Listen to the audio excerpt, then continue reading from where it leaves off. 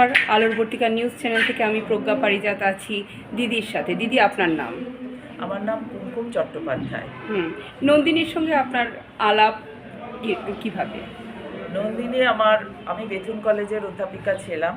নন্দিনী সেখানে আমার ছাত্রী ছিল। তারপর অবসর গ্রহণের পরে আমি টেগোর রিসার্চ ইনস্টিটিউটে রবীন্দ্র চর্চা ভবনে আমি যোগদান করেছি। সেখানেও নন্দিনী আমার কাছে রবীন্দ্রনাথের পাঠ নিতে আসে। সেজন্য আবার অনেক দিন বাদে নতুন করে ওর সাথে আমার যোগাযোগ হয়েছে। এই অনুষ্ঠান নিয়ে আপনি কি বলবেন? এই অনুষ্ঠানটি সম্পূর্ণই প্রায় অনামিকার কল্পনায় এসেছিল এবং তার সাথে তার একজন সহচরী আশালতা দেবী, তিনিও তাকে সাহায্য করেছেন। এবং আমি যতটা জানি, ওকে তো অনেক দিন ধরে চিনি, এই নন্দিনী ওর আদ্যন্তই একজন শিল্পী মানুষ। সে নানান রকমের শিল্পকে সে পছন্দ করে। বিশেষ করে আমি বলবো যে এবার বইমেলাতে তার কিন্তু একটি উপন্যাসও প্রকাশিত হয়েছে।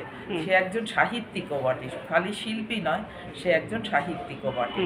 এবং এই যে ছোট ছোট করে নানান গুণী মানুষকে একত্র করে একটা অনুষ্ঠান তৈরি করা, এটা ওর পক্ষেই সম্ভব এইভাবে।